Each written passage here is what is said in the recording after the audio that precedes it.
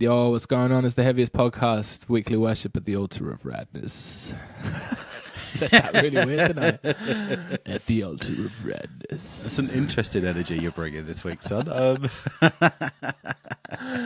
little bit sinister and creepy. What's going on, man? You good? Good as hell, bro. Good as hell. How was your holiday? My holiday was lovely, mate. Yeah, very mellow. I mean, can't you tell? Look how tanned I am. I was going to say, were you in a hoodie? You know me. I don't do. I know you're trying to lose weight, so I just imagine maybe you were like, yeah, like with a bin bag, like a boxer, up. trying to cut weight. Yeah, yeah. No, I just hide in the shade, man. I don't do sun. I don't cope well in the heat. I'm too fat for that. Tell me about that pool, brother. The pool was rocking, man. We were at our own villas. I had our own pool. There was we went with a lot of family, so there was children splashing in the pool, and they bought a big inflatable. Nick's cousin bought this massive inflatable slide. It was pretty mad, to be fair. It was proper it was hectic. Sick, man, sick. Yeah, dude. Do you feel refreshed? Absolutely. Although coming back to work today, it was brutal. It always is. Oh, it's murder. I don't like it. Why can't we just be on holiday forever? Why do we have to go back to work? Whose idea was that? I know, mate. Starmer's Britain, mate. What are you going to do? God, mate, working for the man is a nightmare. We've got some lovely riffs to talk about this week. We've got a big bag. Oh, yeah. Quite a large sack. Quite a substantial large sack of riffs. We're going to talk about some absolute rippers. The first thing we're going to talk about came out today, Gary. It did. As we record, it came out today. The band are called Scorched Mind. They're a 4-piece black and hardcore band from Wilkes-Barre in Pennsylvania. Their new album is called Embracing the Dying Sun, and it is released independently.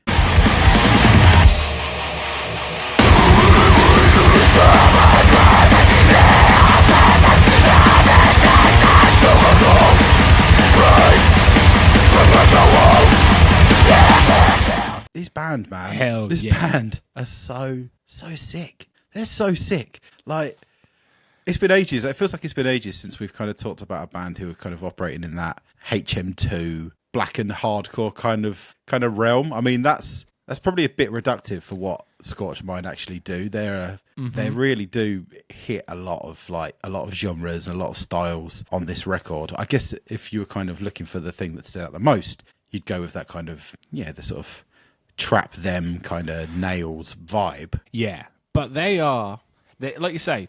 This record, so this is their first album. They put out a EP, the Scorched Mind EP, last year.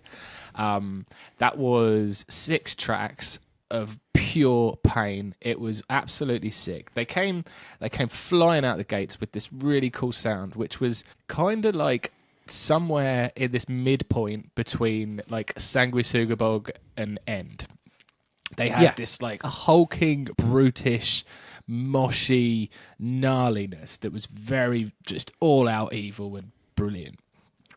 And now fast forward to a year later, we've got the album, and mate, the level up here in songwriting and just what they're trying to do on this record is absolutely sick, bro. They're playing on a different level now, mate. They've set out to write an album that can contend with sort of genre mainstays in this beautiful trough of evil that we like to, sip at.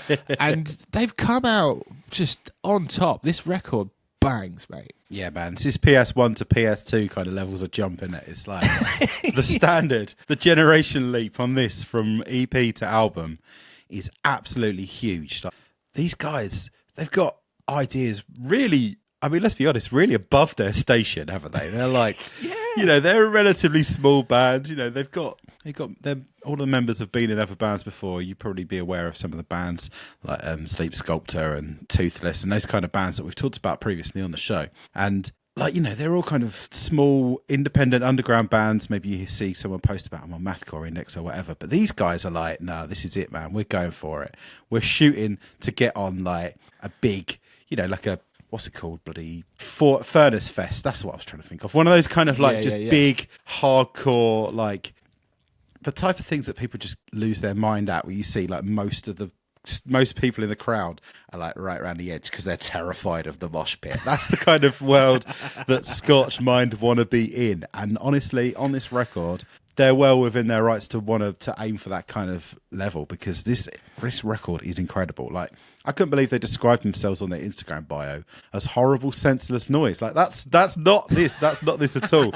This is a very, very. This is not senseless at all. There's a lot of sense. There's a lot of sense that's got a lot more sense than I'm capable of, or any of us are capable of. Man, this is absolutely killer for a first album from a band. They should be so proud of this. It's incredible. Yeah, it's a proper, like, frenetic assault straight out the gate. And the production is bloody gorgeous, mate. I love the guitar tone here. I know you said HM2, but I feel like they're pushing into this sort of, like, lovely, sort of warm tone that's, like, you know, kind of...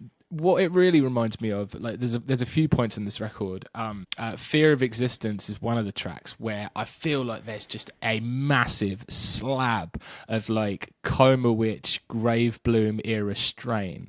That tone that is just so strainy. That bendy riff that comes in on that, like. And, you know, even sort of like leaning into maybe a bit of a Black Tongue tone. And they're obviously big fans of the boys because Alex pops up on a track. Big up. Oh, yeah. It's absolutely sick. It's so cool to hear Alex on this.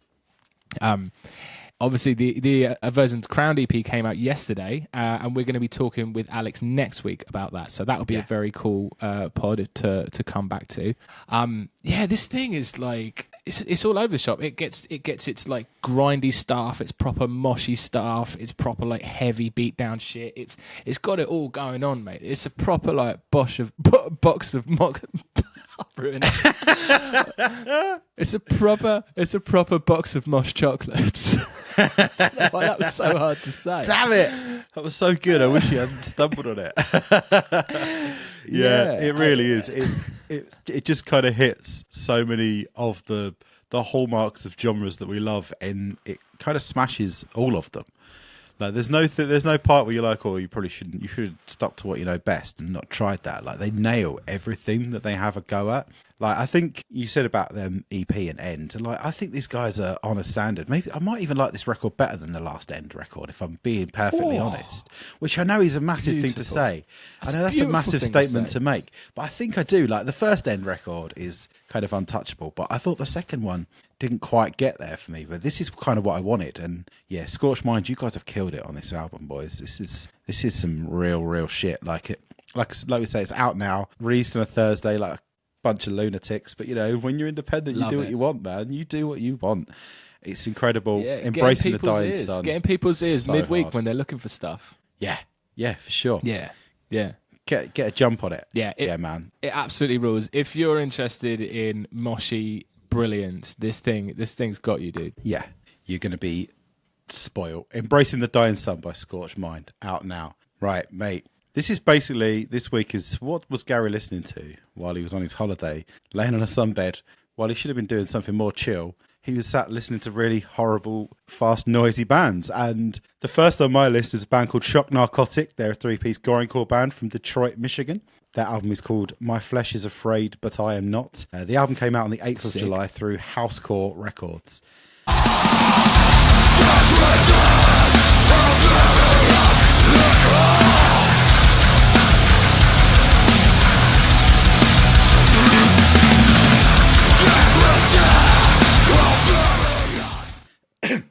This band contains former members of the Dillinger Escape Plan and Black Dahlia Murder, apparently, which is pretty cool. Ooh, that's pedigree. They're kind of, yeah, man. There is like, obviously, I think this is their first album. I think they had an EP, and then this is their first debut. But you can hear that there's definitely a lot of experience and a lot of scene pedigree within the ranks of this band, even if you might not necessarily have come across all of their bands in the past. Like, I was looking at the list of like former members of blah, blah. I was like, I've not heard of some of these bands, but you just know these guys are like grizzled dudes who've like done the rounds on the circuits, and now they're here with this new band. And this is like, I guess if you're going to kind of categorize it, you kind of go with like grind infused metallic hardcore, I think that's sort of where I would go.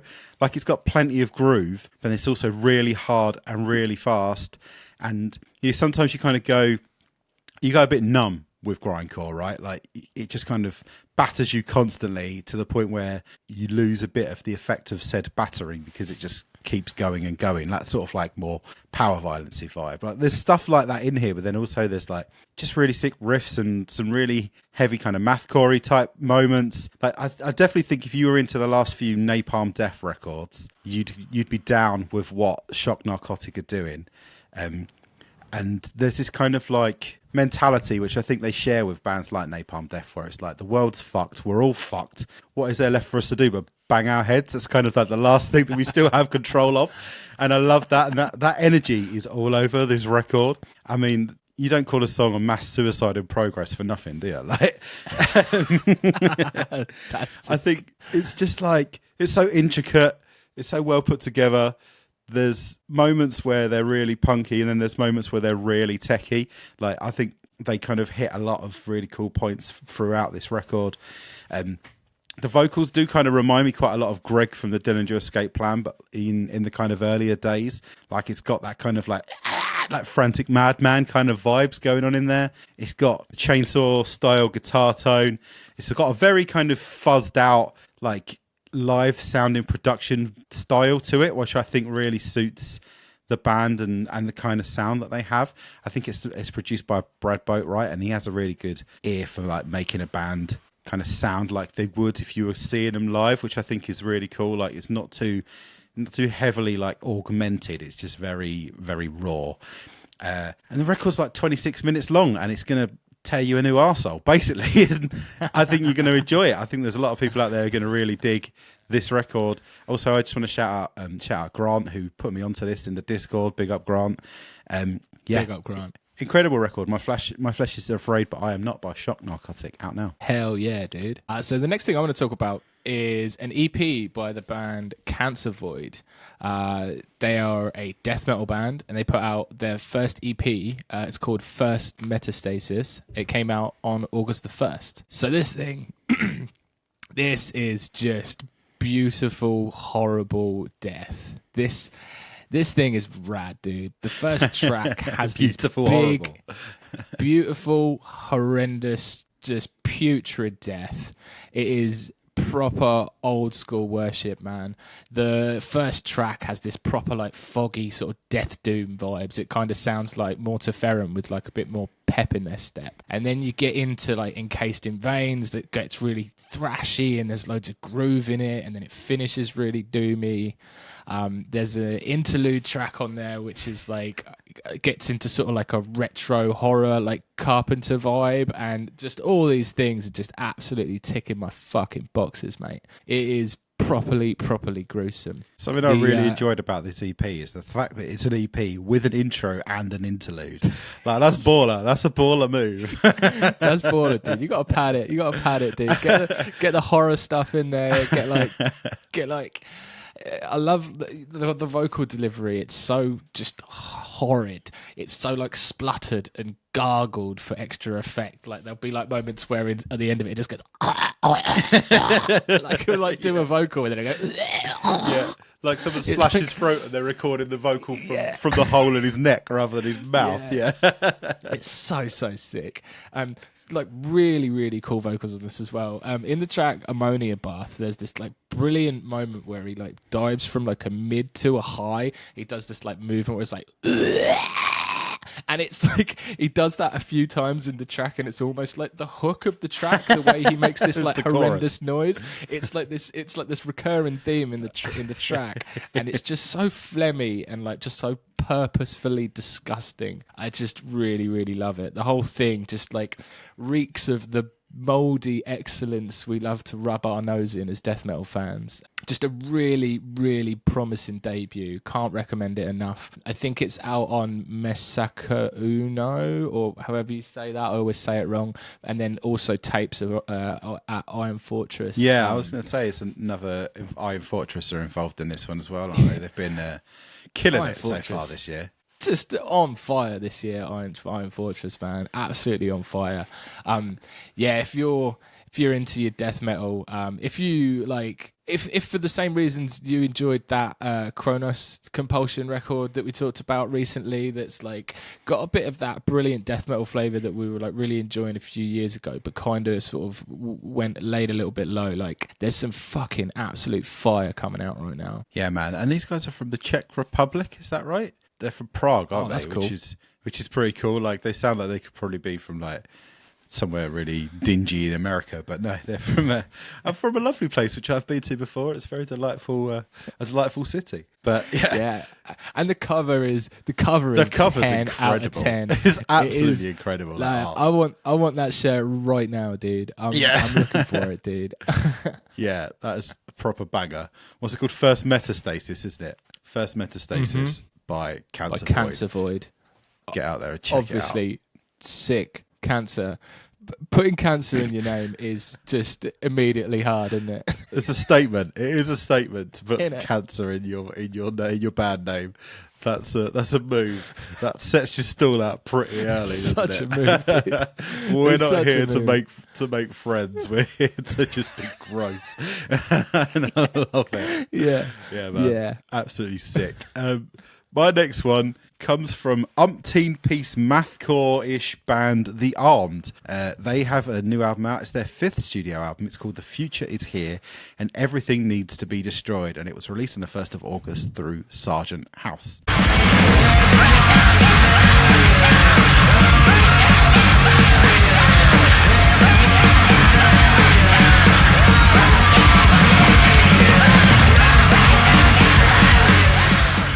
I kind of feel like The Armed have been through quite a few different phases over the last few years. Obviously, I first came across them back in, I want to say like 2012. They did an EP which they had Chris Penny, who was at the time the Dillinger Escape Plan drummer, playing drums. It was like 3 tracks. It was about 4.5 minutes long, so I'm not entirely sure you could even call it an EP, but it was absolutely incredible, and I was completely bowled over by it. I was like, holy crap, The Armed. Like, I didn't know anything else about The Armed at the time. I just thought they're a cool band with the Dillinger Escape Plan drummer playing drums on their record. Like, what more is there to know? But then obviously around the time that they started like rising to prominence, there was a lot of the lore around, oh my God, who are The Armed? Like, they're always making up their names and there's so many of them and no one knows who is and isn't in the band. And they have these videos where there's 20 of them playing guitar and you're like, what is going on? They're really crazy. And like, when it got to like ultra pop, their like persona and their like visibility across kind of, you know, publications, all the different outlets you might find out about heavy music, they were just all over it. They were everywhere. And then I don't know, I feel like that might have gone to their head because I felt like Perfect Saviors, the album that came out after, was just really boring. Like, it just really, really suffered. They kind of lent a bit too much into the indie of it all, and it just didn't work. And I just felt like that record was a real damp squib. Like, nothing really came of it. But they had a new album out, and I was sat on a sun lounger doing nothing, so I was like, all right, sod it, let's have a little listen, let's pop it on. The Future Is Here and Everything Needs to Be Destroyed. Like, I'd not heard much about, I didn't even know it was coming out until it popped up on my Spotify, you know, like the release this week for you thing. I was like, oh blimey, the Armed have a new album out. Okay, cool. Like, it didn't really get any hype or any buzz anywhere. You know, there was no articles in Revolver or Rolling Stone or whatever like there'd been in the past. And I feel like that's ridiculous because this is definitely their best album so far. This album is properly sick. I think this record rips. Like, it's kind of got all of the elements of what they do, like, properly nailed. Like, there's much more of the heavier stuff that was really exciting on, like, Only Love or Ultra Pop. But they kind of got a bit carried away with all the, like, oh, let's just have 10,000 layers and it's just going to be borderline unlistenable. Like, I loved Ultra Pop at the time. I think it was a really good record. But like, the way it's produced and the way it's put together is just too much. And it feels like stripping that back a bit, and what they've done on this record is just what they should have always been doing. Like, they've still got some of that indie stuff. They've kind of stripped back some of the more abrasive, like, production nonsense and just focused on being really hard and really heavy, but writing really catchy, exciting songs at the same time. Like, nice. They found a way to kind of mold that more mellow thing into the really abrasive, really chaotic music and produced it in a way that actually makes you want to listen to it and isn't just like antagonistic and kind of pretentious for the sake of it. You know, like they've just, I don't know if maybe they've just got out of their own way a little bit, and maybe the fact that people aren't necessarily talking about them so much has made them go, well, maybe we should just write a really good record rather than just writing a really like controversial or weird record. And yet the result is incredible. Like they don't feel any more like an art collective, darling. You know, they feel like a band. Like it actually feels and sounds like a band. Like I don't know whether there's 12 of them or 4 of them at this point, but it doesn't matter because what they've done is make something that sounds like an actual band. And I think that is what they were always trying to aim for. Well, they always should have been trying to aim for it, and they weren't. They were kind of all over the place with everything. And this record, I think, absolutely slaps, mate. There's a track called Kingbreaker where they do this kind of, you know, like, what's it? Feel Good Hit of the Summer. Kingbreaker does not sound like a track by The Armed. No. It sounds like a Hatebreed track. Or like For Today. Yeah, I can hear that. It's a proper like metalcore type type thing, isn't it? But no, it's got a kind of vibe like, you know, like the song. Yeah, it's Feel Good Hit of the Summer by Queens of the Stone Age, where it just kind of jams out on one note. It kind of does that, but it works so well. It's almost like someone gave Queens of the Stone Age an electric shock, like the kind of vibe that they get with this big, huge, fat riff.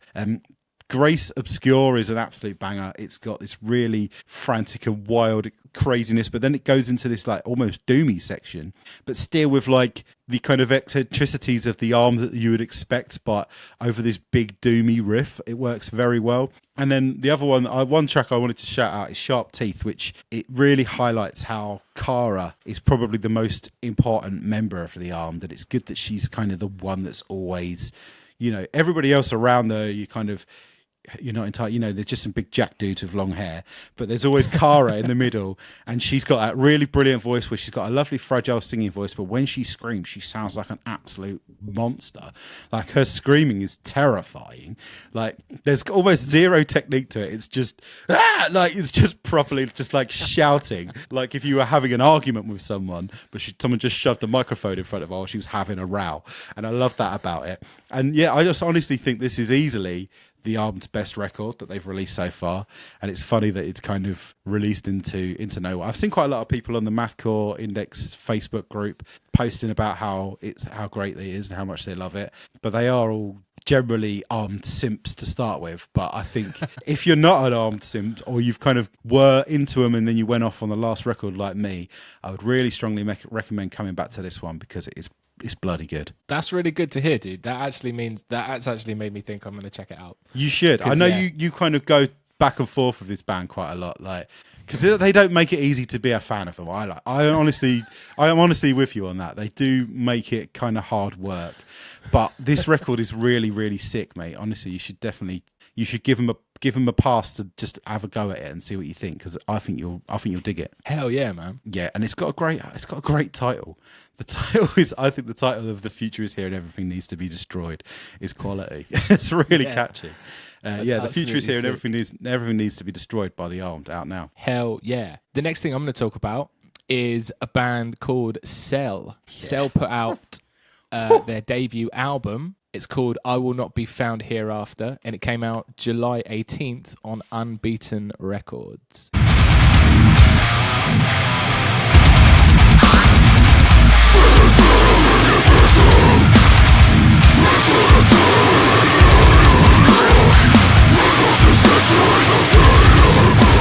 So this is a band that have been around for a few years, and they have been consistently putting out really cool stuff. They've been releasing stuff since about 2021. They've got a couple of EPs. So they've been working up to this. And everything they've done so far has been really, really cool. They absolutely play in the sort of like moshy sandpit that we adore. They're, sort of in that sort of moshy metalcore world. Yeah, definitely. But they've absolutely sort of got a cool thing. Like their sort of identity is just that they are they do shit and they're just super hard. Like it's really dark and hard, and like that's like a nice sort of gimmick to have. Like it's something that, you know, they're always, and I think it's sort of, it comes from this just absolute brutal vocal that comes out of him, man. He is an absolute beast. It's this proper like low end brutal. He could be in a brutal death metal band. He could, but he's like playing like mosh riffs, and it rules. The guy terrifies me. Like I think when I saw Boundaries earlier in the year, and they were supported by Varials, but they had the cell vocalist standing in on vocals in Varials, and the guy. Honestly, I didn't want to make eye contact with him. I was like this because I was legitimately scared of the bloke. Like, honestly, I felt like if you didn't mosh for his band, he would pick you up and just rip you into two pieces. Like, he was so frightening. And the fact that he's now here with his own music, and he's even more frightening. Like, this band are harder than Jason Statham, man. This band are just... honestly, I think these riffs are so hard, they will give you actual bruises. Like, I don't know you could get bruises from sound until I heard this album. It's filthy. Yeah, it's super, super hard. Like, I get, like, when I'm listening to this, I get, like, old, like, For the Fallen Dreams kind of vibe coming out through this, and I love it. Before they got rubbish, when they were, like, actually, like, a pretty, like, horrifying and badass hardcore band. Yeah. Like, from the proper, like, 5XL deathcore days. Like, they go about things like how, like, For the Fallen Dreams would, or, like, Recon would, and that I was going to say Recon. It's funny you bring up 5XL deathcore, because you think of, like, Loyal to the Foil on Instagram, always going on about Recon, and actually this band do legitimately sound like Recon. Like, it's that same, like, oh my god, I'm gonna die, like, levels of heavy, and I love it.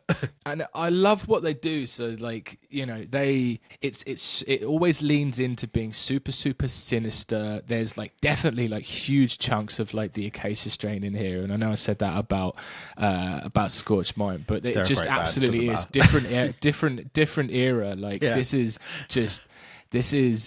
absolutely sick. Like, they kind of, what I like about this band is they kind of, like, stick to their guns in terms of their sound. Like, I think since like End came around, loads of bands are just trying to do every single thing, and some of them pull it off, like what Scorched Mind did on that record. Like, some of them can be, like, brutal as hell, and then go into, like, grindy stuff, and then pull in some black metal, and it all comes together, and it's absolutely sick. But these guys, like, they sort of just, they keep within their realm of, like, brutal beat down hardcore with, like, metalcore influence, and it just works, man. It's just such a solid, like, offering.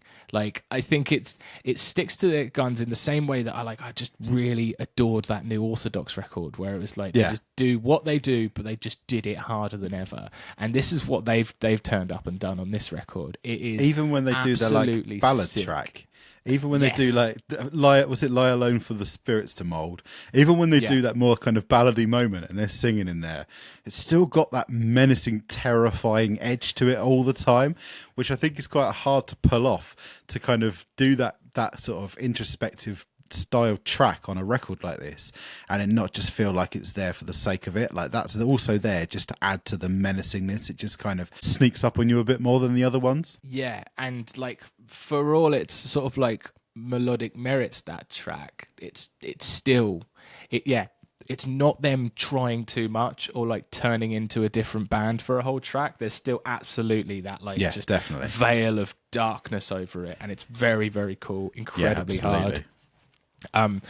There's a part in, like, the final track where, like, the snare just sounds absolutely mental, like, when it's, like, going into that last breakdown, and I don't even know if it's that mental throughout the rest of the record, or I just didn't twig it, but dude, it sounds amazing. This record is so fucking sick. This band rule, dude. Yeah, man. Very good. I Will Not Be Found Hereafter by Cell. It's a big one. Maybe put on some, like, padding. Like, maybe even, like, the cup that they wear in cricket to protect their balls. At least wear one of them before you try listening to this record. At least, if you want to potentially procreate later on in life, protect the crown jewels before you rock this record, because it will do you in. Next record for me comes from Abrupt Decay. They're a 5-piece chaotic metalcore band from Alberta, Canada. Their album is called The Illusion of Our Choices in a World of No Options. It was released on the 1st of August independently.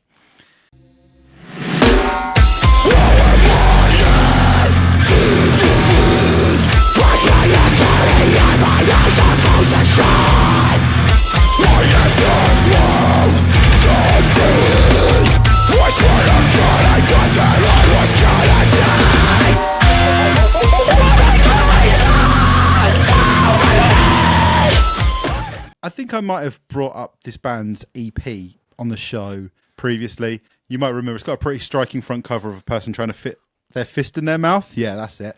And I think to say that this band have leveled up from EP to album is like saying that pizza's all right.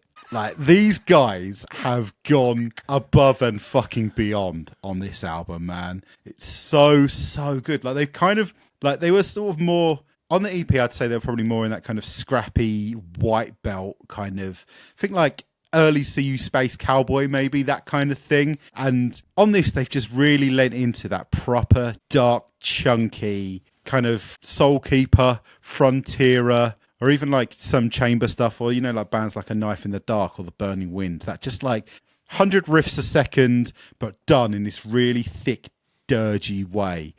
And then it's all kind of permeated by this absolutely maddened, unhinged vocal performance that is just so full of personal demons and like unbridled emotional catharsis that is just on another level. This is kind of like the Pete Rono, but done in a way that's easier to kind of digest as a metal fan. Do you know what I mean? Like, I can see. Dude, you get it, right? It was the Pete Rono thing was the main thing I was going to say about this record. Like, this is, you know, I listened to it for the first time today, and absolutely, yeah, it's using all the sort of like the breaking of the voice and stuff, yeah, but like to like melodic effect, like it's part of like the way that it adds to the performance rather than being. I mean, it's jarring and it's not a comfortable listen by any means, but definitely.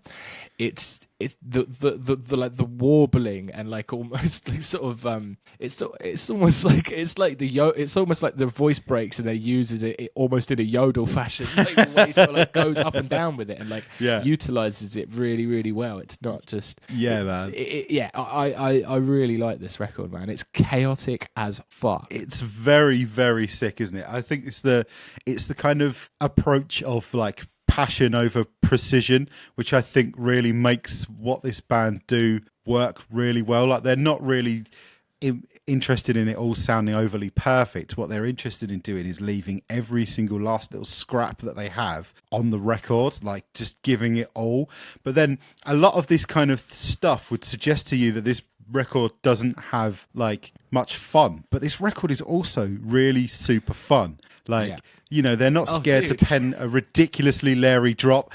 You know, there's multiple songs that have got turntable scratching in them. Like, right. You don't put turntable scratches in your record if you're like a super overly serious, like really earnest, like fucking La Dispute, but with like breakdowns kind of thing. Like, that's not their vibe. It's really they're quite an anomaly of a band, really, in that kind of that style. Bro, I can't remember what track it is, but there's a track that literally sounds like it could be a Nickelback track. The riff is like a Nickelback or like a Marilyn Manson track. Like, that's, you know, the one I He mean? Had It Coming is the one where it's like da da da da da da da, but then they can't help themselves but kind of go. I do like horrible panic chords on that riff as well. Like, I think that track is an absolute banger. It's 4 to the floor, big like nu metal-y kind of stomper riff, but then it's just also just kind of they just drop in these like weird eccentricities all over it as well. It's like a mathcore wrestling wrestling track. It absolutely it's so is. Sick. It absolutely is. That would be perfect. It would make a really good wrestling intro song for like someone who was like really gnarly. There's so many great songs on this record. Hypothermia is an absolute banger. Mind B, I'd say, is like about as perfect of a mathcore anthem as you could kind of get. It's like a minute long, and they fit in like proper like widdly tiddly like guitar noodly riffs with a big fat breakdown, and then in the breakdown they just can't help it every now and then just flip into random sections of blast beats, but it's like in the middle of the breakdown. Like somebody, I can't remember who, but somebody in the Discord mentioned Employed to Serve when they were talking about this record and how this is kind of reminds them of when like Grayer Than You Remember. And I hear that a lot. Like it's definitely got that same style. And I think that what these guys do is just awesome. I think this record is awesome. Like there's been some pretty good mathcore records this year. There's been, you know, we've had the new Callous Cowboys album. I think that's really, really awesome. And the, you know, For Your Health, and they're escaping me, but there's been loads of really decent mathcore records that have come out this year. But honestly, I think that at the moment, this is the gold standard in this genre. I think this Abrupt Decay album is absolutely rad. It's called The Illusion of Our Choices in a World of No Options. It's by Abrupt Decay. Go and listen to it. It'll make your day. And it's on Wax Vessel as well, isn't it? Wax Vessel, sorry, I missed that bit. Yeah, which rules? Physicals from Wax Vessel, which is always sick. Love those guys. Yeah, man. Awesome record. I think I think I might still have, I've still got another one to talk about that I've just wanted to tag in there because I think it's actually go. rad. Let's go. Is that all right? I know I'm taking the piss because I'm having an extra slot. I'm being naughty. I'm being a naughty boy. You have it, Gary. I just wanted to talk about Martirio.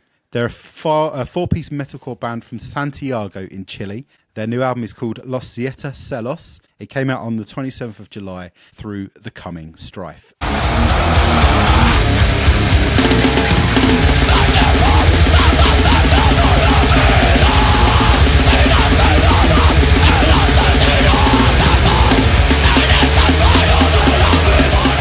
Shout out Welsh John in the Discord for putting me onto this record.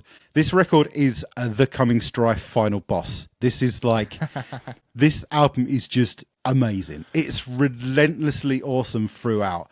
Like every song is just a riff followed by a better riff than the last riff, followed by an even better riff than the last one that came before that one. It's mental how good this record is for riffs. I felt about this the way that we felt the first time we heard Get the Shot. Like this is the same kind of energy, intense energy. Yes, just constant.